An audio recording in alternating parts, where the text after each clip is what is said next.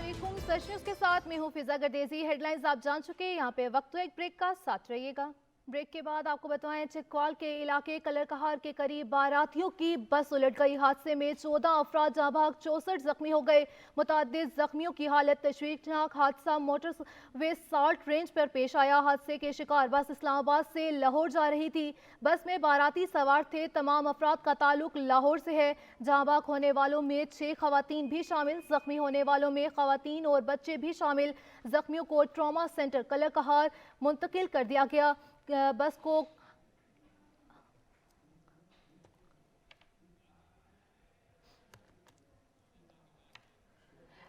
इसी हवाले से मजीद तफसीलात जानेंगे राजा साकिब से। बताइएगा क्या तफसीलात हैं।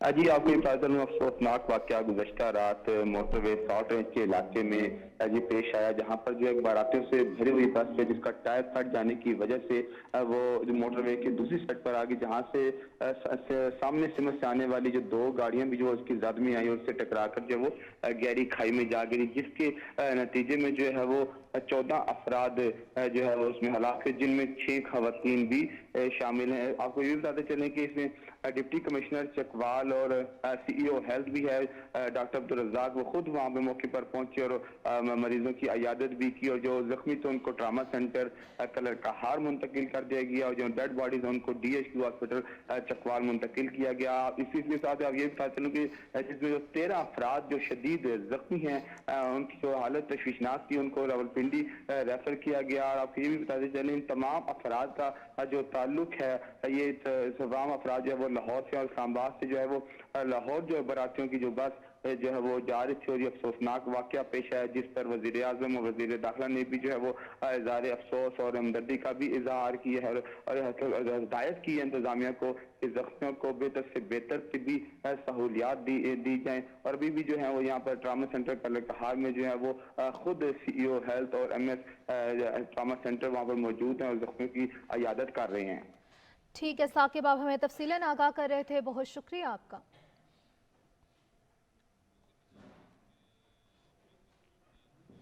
सुबह सिंध के शहर उमरकोट के करीब जायरीन की कश्ती उलटने से 6 अफराद डूब गए। बच्ची समेत 3 अफराद की लाशें निकाली गई। कश्ती में 10 अफराद सवार थे। हादसे का शिकार अफराद दूर दरगाह की जियारत से वापस आ रहे थे। पुलिस के मुताबिक वाकया के कलंकर झील में इस वक्त पेश आया जब ज़ायरीन दरगाह से वापसी पर लौट रहे थे। अंधेरा होने की वजह से रेस्क्यू के काम में मुश्किलात का सामना करना पड़ रहा है। लाशों को अस्पताल भी मुंतकिल कर दिया गया है। ज़राए के मुताबिक वाकया उमरकोट के 60 किलोमीटर दूर पेश आया। तमाम अफराद का ताल्लुक गांव कन्हार के करीबी खानदान से बताया जाता है। हादसा गुंजाइश के से ज़्यादा अफराद के कश्ती में सवार होने की वजह से पेश आया। मनकेरा में हैदराबाद थल के करीब तेज रफ्तार ट्रॉलर और मोटरसाइकिल में तसादुम हो गया। हादसे के नतीजे में एक खातून समेत 2 अफराद शदीद जख्मी हो गए। जख्मियों को तशवीशनाक हालत में करीबी अस्पताल मुंतकिल कर दिया गया है। इसी हवाले से तफसीलात जानेंगे सगीर असगर से। बताइएगा क्या तफसीलात हैं। ये हादसा जांग बक्खा रोड हैदराबाद थाल के करीब पेश है, जहाँ पर तेज रफ्तार ट्रालर ने जो है मोटरसाइकिल को टक्कर मार दी है। हादसे के नतीजे में एक खातून समेत 2 अफराद शदीद जख्मी हो गए। जख्मियों को रेस्क्यू 1122 ने तशवीशनाक हालत में करीबी अस्पताल मुंतकिल कर दिया है। हादसा जो है मोटरसाइकिल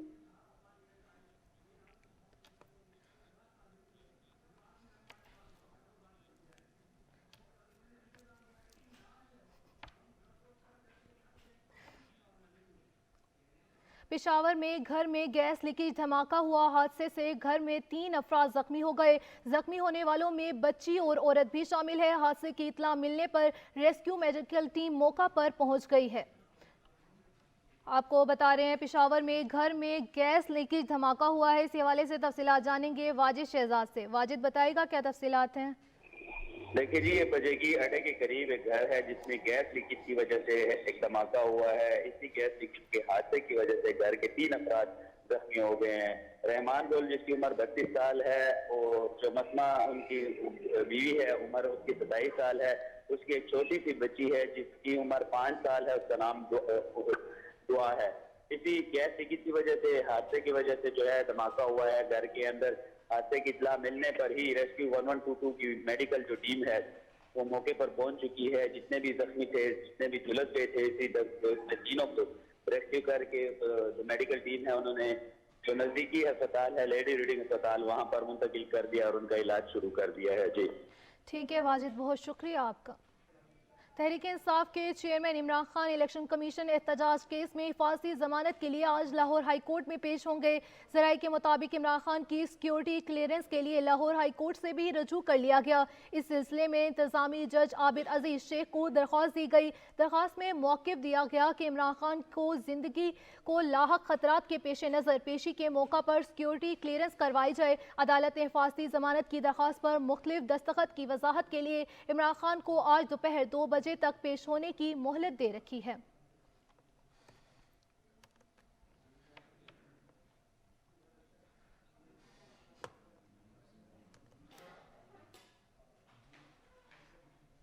लाहौर हाई कोर्ट में साबिक वज़ीर आज़म इमरान खान की हिफाजती दरख्वास्त जमानत पर समाअत आज होगी।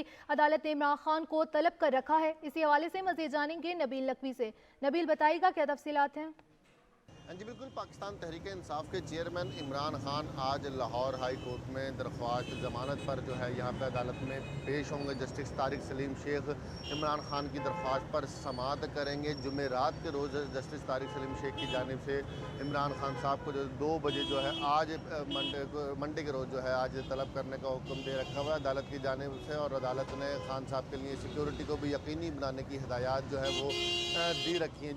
जुमेरात के रोज़ 2 दरख्वास्त खान साहब की जानिब से जो लाहौर हाई कोर्ट में उन पर समाअत हुई थी। एक की समाअत जस्टिस तारिक सलीम शेख ने की थी और दूसरी की समाअत जो थी वो जस्टिस अली बाकर नचवी की सरबराही में 2 रुकनी बेंच करा था। दोनों अदालतों की जानिब से खान साहब को 2 बजे तलब होने का जो 6:30 बजे जो पेश होने का हुक्म दिया गया था, लेकिन खान साहब जो थे जुमेरात वाले रोज़ जो पेश नहीं हो सके थे, जिसकी वजह से जस्टिस अली बाकर नचवी की सरबराही में जो 2 रुकनी बेंच समाअत करा था उनकी जानिब से दरख्वास्त को खारिज कर दिया गया था। और जस्टिस तारिक सलीम शेख की जानिब से खान साहब को आज 2 बजे पेश होने का हुक्म दिया था। जिसके बाद आज पाकिस्तान तहरीक इंसाफ के ज़राए हमें ये बात कन्फर्म कर रहे हैं कि आज जो है खान साहब पेश होंगे और खान साहब के साथ जो है पाकिस्तान तहरीक इंसाफ की सीनियर क़यादत भी पहुँचेगी। इस हवाले से हम ये देख रहे हैं कि आज लाहौर हाई कोर्ट के अतराफ़ में पुलिस की भारी नफरी भी मौजूद है और बल्कि ये कहा जाएगा गैर मामूली नफरी है। हर आने जाने वाले की चेकिंग भी की जा रही है और पुलिस की जानिब से कहा जा रहा है कि सिक्योरिटी प्लान भी। नबील नकवी, बहुत शुक्रिया आपका। और यहाँ पे वक्त एक ब्रेक का साथ रहिएगा। के बाद आपको बताएं, इलेक्शन कमीशन एहतजाज केस में जमानत का मामला इमरान खान की गाड़ी अदालती अहाते में लाने की इस्तदा मुस्तरद कर दी गई है। इसी हवाले से तफसीलात जानेंगे नबील नकवी से। नबील बताइएगा, इमरान खान की गाड़ी अदालती अहाते में लाने की दरख्वास्त भी मुस्तरद कर दी गई है, तो इस वक्त इमरान खान की जानिब से क्या कहना है? जी बिल्कुल, पाकिस्तान तहरीक इंसाफ के रहनुमा शिबली फराज की जानिब से ये दरख्वास्त दी गई थी उनके वकील अजहर सदीक की वसातत से कि इमरान साहब की गाड़ी जो है लाहौर हाई कोर्ट का जो अगबी दरवाजा यानी इसकी जो पिछली साइड का दरवाजा है वहां से उनकी गाड़ियों को जो अंदर आने की इजाजत दी जाए। और उसमें शिबली फराज की जानिब से ये मौका अपनाया गया था कि खान साहब जो है उनको सिक्योरिटी कंसर्न भी हैं और उनकी जो टांग जो फ्रैक्चर है इस वजह से वो ज्यादा जो है वो चल भी नहीं सकते। शिबली फराज की जानिब से जो ये जो दायर की गई थी दरख्वास्त रजिस्ट्रार ऑफिस में की गई थी और पाकिस्तान तहरीक इंसाफ के वकील जो है और इस केस में जो इमरान खान के वकील हैं अजहर सदीक, उनकी जानिब से ये बताया जा रहा है कि फिलहाल अब तक की इंफॉर्मेशन के मुताबिक जो है उनकी जो दरख्वास्त थी उसको मनसूख कर दिया गया और अब ये कहा जा रहा है कि खान साहब की जो गाड़ी है वो अहाता अदालत में दाखिल नहीं होगी, वो भी आम साइलिन की तरह हाई कोर्ट के बाहर अपनी गाड़ी खड़ी करके जस्टिस तारिक सलीम शेख साहब की अदालत तक जो है वो व्हील चेयर पे या पैदल चल के जो है वहां तक वो जाएंगे। दूसरी जानिब चूंकि अदालत की जानिब से ये हदायत दी गई थी कि खान साहब की सिक्योरिटी पे जो की पेशी वाले दिन जो सिक्योरिटी यकीनी बनाई जाए, तो उस हवाले से हम ये देख रहे हैं कि पुलिस की भारी नफरी भी जो है यहाँ पे मौजूद है। लेकिन शिबली फराज की जानिब से जो दरख्वास्त दी गई थी तो अजहर सदीक के मुताबिक जो है उसको एक्सेप्ट नहीं किया गया है और जो गाड़ी है अब वो अहाता अदालत के अंदर नहीं जा सकेगी। ठीक है नबील नकवी, आप हमारे साथ ही रहेगा। यहाँ पे आपको बताएं, अदालत को स्कैंडलाइज करने पर राना सनाउल्लाह के खिलाफ तौहीन अदालत की दरख्वास्त अदालत ने दरख्वास्त के काबिल समाअत होने के बारे में फैसला महफूज कर लिया है। नबील नकवी, इस हवाले से भी बताइएगा। हाँ जी बिल्कुल, अदालत को सेंट्रलाइज करने पर वफाकी वजीर दाखिला राना सनाउल्लाह के खिलाफ तौहीन अदालत की दरख्वास्त पर समाअत हुई थी। अदालत ने दरख्वास्त काबिल समाअत होने के बारे में फैसला महफूज कर लिया, जबकि अदालत ने रिमार्क दिया कि क्या आपने ऑडियो कॉपी साथ लगाई है। सुप्रीम कोर्ट ने इस मामले को टेकअप कर लिया है, जबकि अदालत ने मजीद रिमार्क ये भी दिए कि क्या इस ऑडियो की फॉरेंसिक रिपोर्ट भी साथ लगाई गई है। जस्टिस आबिद अजीज शेख ने शाहिदाना एडवोकेट की दरख्वास्त पर समाअत की थी, जबकि दरख्वास्त में वफाकी वजीर दाखिला राना सनाउल्लाह को फरीक बनाया था। दरख्वास्त गुजार की जानिब से ये ठीक है नबील नकवी, आप हमें तफसीलन आगाह कर रहे थे, बहुत शुक्रिया आपका। फोन टैप करना ऑफिशियल सीक्रेट एक्ट के खिलाफ है। यास्मीन राशिद की साबिक सीसीपीओ की ऑडियो रिकॉर्डिंग के बाद रिलीज की गई। बताया जाए कि ऑडियो रिलीज करने की वजह क्या है। अदलिया ऑडियो लीक्स का नोटिस ले चेयरमैन पीटीआई इमरान खान ने मुतालबा कर दिया। यास्मीन राशिद ने मामले को अदालत ले जाने का ऐलान कर दिया। पीटीआई रहनुमा यास्मीन राशिद की हमरा प्रेस कॉन्फ्रेंस में कप्तान ऑडियो लीक्स मामले पर खूब गर्जे बरसे। कहा ऑडियो टैप करने की असल वजह सियासी मकासद का हुसूल है।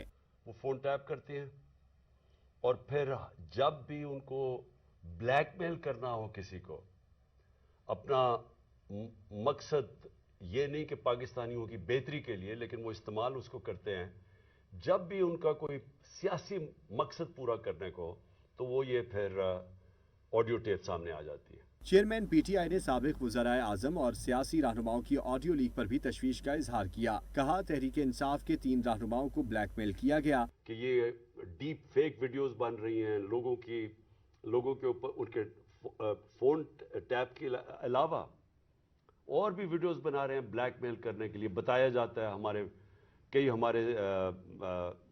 सीनियर हमारे पार्टी के लीडर्स, उनको बताया जाता है कि जी तुम्हारी हमने कोई वीडियो बनाई हुई है। वजीराबाद हमले के मामले पर कप्तान बोले JIT मेंबरान को डरा धमका कर पीछे हटा दिया गया। लाहौर में मनपसंद अफसरान को तैनात किया गया है ताकि हम पर दबाव डाला जाए। चेयरमैन PTI ने सुप्रीम कोर्ट से अपनी पिटीशन सुनने की अपील भी की। सिर्फ और सिर्फ ये जो इंक्वायरी हो रही है, ये जो JIT की इंक्वायरी है, मेरे ऊपर जो कातलाना हमला हुआ था, सिर्फ उसको अब सैबोटाज करने के लिए किया गया, क्योंकि सारे ऑफिसर्स को इन्होंने डरा धमका के जो JIT के थे उनको तो पीछे हटा दिया। जो 2 ऑफिसर्स रह गए थे, जिसमें एक ये CCPO डोगर थे जो हेड कर रहे थे इंक्वायरी, ये रह गए थे जो खड़े थे और अदालत में जाके ये बता रहे थे कि ये जो फाइंडिंग्स है JIT की, उसमें वाजे हो गया कि वो जो सारा इन्होंने पहले से साजिश की हुई थी कि जी एक शूटर है, दीनी इंतहा पसंद है, वो सब खुद कुछ खत्म हो गया। क्योंकि JIT में अदालत में जाके जो फाइंडिंग्स दी हैं कि 3 शूटर थे और ये पूरा प्लान करके हुआ था, तो उसको खत्म करने के लिए, डोगर को हटाने के लिए ये अब निकली है। इस मौके पर साबिक सूबाई वजीर सेहत डॉक्टर यास्मीन राशिद ने ऑडियो लीक के खिलाफ अदालत जाने का ऐलान किया। कहा साबिक CCPO ने इंकशाफ किया था कि इमरान खान पर हमले में 3 लोग मुलविस हैं। इन लोगों ने सबूत गायब कर दिए हैं। महंगाई और इमरान खान, एक ही चीज के 2 नाम। IMF से होने वाले मुज़ाकरात में इमरान खान को बिठाना चाहिए। मरियम नवाज का रावलपिंडी में वर्कर्स कन्वोकेशन से खिताब। बोली तब्दीली का नारा लगाने वालों ने पाकिस्तान को तबाह किया, अवाम के काम नहीं किए, सिर्फ तोशाखाना के तहाइफ बेचे हैं। नवाज शरीफ ने हमेशा मुल्क को मुश्किलात से निकाला है। नून लीग इलेक्शन से नहीं भाग रही, डटकर मुकाबला होगा। नवाज शरीफ खिदमत में मसरूफ रहा, वो घड़ियां चोरी करने में मसरूफ रहा। ऐसे ही पाकिस्तान का ये हाल नहीं हुआ, वो घड़ियां चोरी करता रहा, मुल्क में आग लगाकर अपनी जेबें भर के आज बनी गाला में भी नहीं बैठा, आज जमान पाक के बंकर में बुज़दिलों की तरह छुप के बैठा है। तो शेरों मुझे बताओ, इलेक्शन के लिए तैयार हो? जो मुस्लिम लीग नून को ये कहते हैं कि शायद मुस्लिम लीग नून इलेक्शन नहीं लड़ना चाहती, तो कान खोल के सुन लो, मुस्लिम लीग नून सिलेक्शन से नहीं आई, जो इलेक्शन से डरती हो।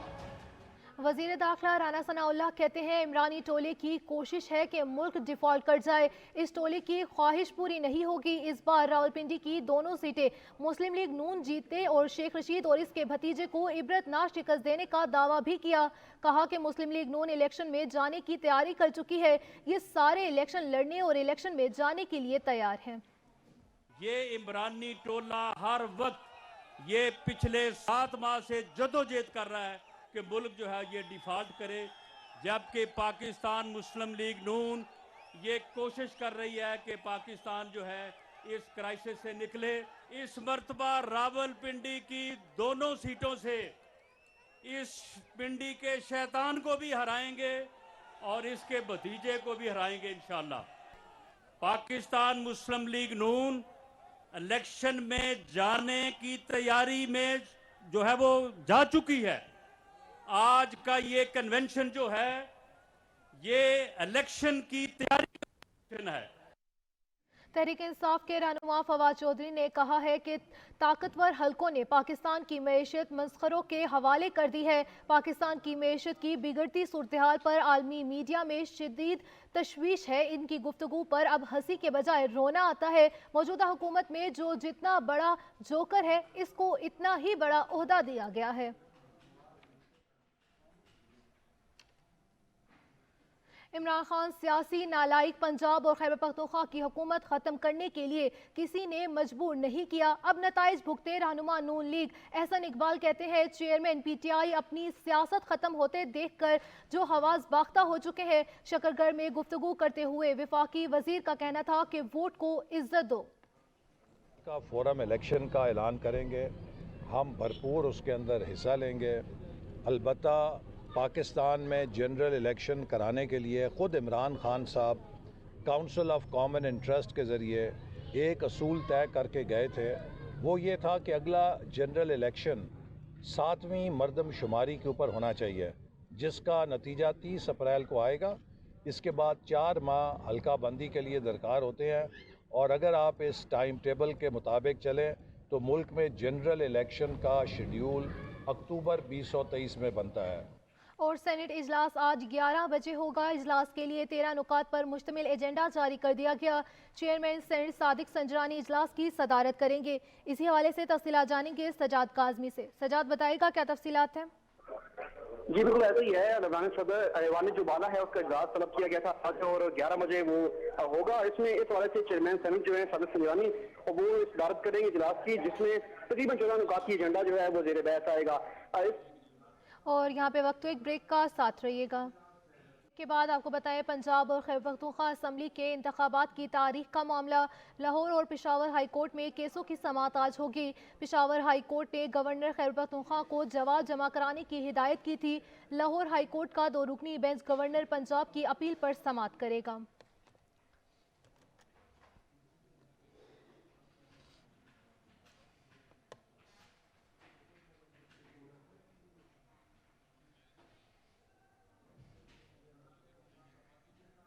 इलेक्शन कमीशन ने सूबों के इंतखाबात से मुतालिक ऐवान सदर को मुशावरती अमल का हिस्सा बनाने से माजरत कर ली। सदर से मुलाकात के मामले पर इलेक्शन कमीशन ने आज मुशावरती इजलास तलब कर लिया। इलेक्शन कमीशन ने सदर आरिफ अलवी के दूसरे खत का भी जवाब दे दिया।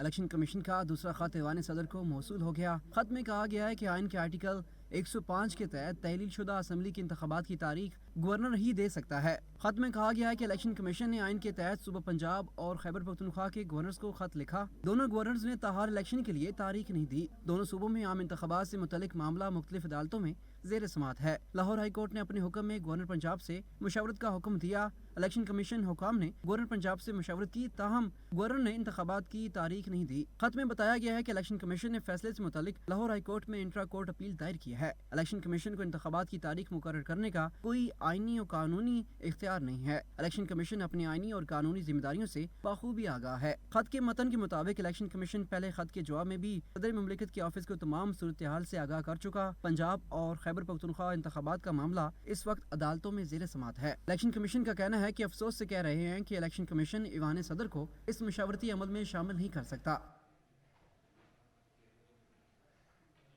इलेक्शन कमीशन ने सूबों के इंतखाबात से मुतालिक ऐवान सदर को मुशावरती अमल का हिस्सा बनाने से मुआज़रत कर ली है। इसी हवाले आपको बता रहे हैं कि इलेक्शन कमीशन ने सूबों के इंतखाबात से मुतालिक ऐवान सदर को मुशावरती अमल का हिस्सा बनाने से मुआज़रत कर ली है। और यहाँ पे आपको बताएं चीफ इलेक्शन कमिश्नर ने अपने इस्तीफे से मुतालिक अफवाहों की तरदीद कर दी। चीफ इलेक्शन कमिश्नर का कहना है कि इस्तीफों से मुतालिक अफवाहों में कोई सदाकत नहीं है। इसी हवाले से तफसीलात जानेंगे सजाद काजमी से। सजाद बताएगा क्या तफसीलात हैं? बिल्कुल ऐसी chief election commissioner Sikandar Sultan Raja की तरफ से तरगीब की जा रही है कि उनकी तरफ से या उनके किसी कमीशन मेंबरान की तरफ से जो है वो इस्तीफा नहीं दिया गया और इस इलेक्शन की तरफ से तरदीद की गई है और उनकी तरफ से ये बताया जा रहा है कि ना मैंने इस्तीफा दिया है और ना ही मैं किसी दबाव को मानता हूं और उनकी तरफ से ये भी कहा जा रहा है कि इलेक्शन कमीशन किसी भी दबाव को खातिर में लाए बगैर आईनी और कानूनी अपनी जिम्मेदारियां जो है वो अदा करता रहेगा। इस हवाले से चारों जो मेंबरान है वो ऑन बोर्ड है और किसी मेंबर की तरफ से भी इस्तीफा ना दिया गया है और ना ही दिया जा रहा है। जी ठीक है सजाद, आप हमें आगाह कर रहे थे, बहुत शुक्रिया आपका।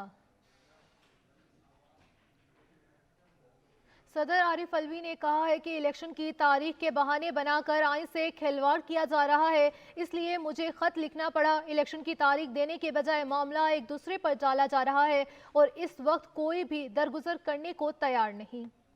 एक इंटरव्यू में सदर मुमलिकत डॉक्टर आरिफ अलवी का कहना था कि आइन में सुराख तलाश करने के बजाय इसकी पासदारी करनी चाहिए। ये ना करें कि आइन की शिकों को किस तरह साइड पर रखकर इलेक्शन में तातुल का एहतमाम किया जाए। सदर मुमलिकत ने कहा कि इलेक्शन की तारीख के बहाने बनाकर आइन से खिलवाड़ किया जा रहा है, इसलिए मुझे खत लिखना पड़ा। इलेक्शन की तारीख देने के बजाय मामला एक दूसरे पर डाला जा रहा है। यूँ लगता है जैसे इलेक्शन की तारीख देने पर जुर्माना हो जाएगा। मुल्क में इस वक्त इत्तेहादी हुकूमत नहीं बल्कि टेक्नोक्रेट सेटअप है और ऐसा महसूस होता है कि इसे कोई सहारा मिल रहा है। एक सवाल के जवाब में सदर आरिफ अलवी का कहना था कि जनरल बाजवा की तौसी के मामले पर इमरान खान से सवाल करें। इमरान खान के खतूत पर आर्मी चीफ से कोई बात नहीं हुई। इमरान खान ने आसिफ जरदारी से मुतालिक इल्जामात का मुझसे तज़किरा नहीं किया। सदर मुमलिकत आरिफ अलवी ने मजीद कहा कि इमरान खान की गिरफ्तारी से मुल्क की हालात मजीद खराब होंगे। इलेक्शन में ताखीर के मामले पर मैं गवर्नर्स के खिलाफ कोई कार्रवाई नहीं कर सकता। और कराची की मसरूफ तरीन शाहराह तबाहाल कई बार मुरम्मत कराई गई, लेकिन नाकिस मटीरियल के इस्तेमाल की वजह से कुछ ही अरसे में सड़क की हालत तबाह हो गई है। इसी हवाले से मज़ीद जानेंगे अता हुसैन से। अता बताइएगा। देखिए, कराची पाकिस्तान का माशी हब कहलाया जाता है, लेकिन इस माशी हब के अंदर मसाइल के अंबार लगे हैं। कहीं सीवेज का निज़ाम तबाहाल है तो कहीं की सड़कें टूट फूट का शिकार है। इस वक्त मैं शहर की एक ऐसी मसरूफ तरीन शाहराह पर मौजूद हूँ जहाँ पर सीवेज का पानी भी जमा है और सड़क भी जो है वो अरसा दराज से टूट फूट का शिकार है। कैमरामैन अगर शहरोजी यहाँ पे दिखाए तो ये वो शाहराह है जो कि गुरु मंदिर से तीनटी की जानिब जाती है और ये मसरूफ तरीन शाहराह है। यहाँ पे अमूमन ट्रैफिक की रवानी भी जो है वो सिर्फ इसी सड़क की वजह से जो टूट फूट का शिकार है। ट्रैफिक की रवानी भी जो है वो मुतासिर होती है। लोग जो है वो घंटों घंटों जो है वो ट्रैफिक की लाइन में जो है वो लगे रहते हैं। गाड़ियों की लंबी लंबी कतारें लग जाती हैं।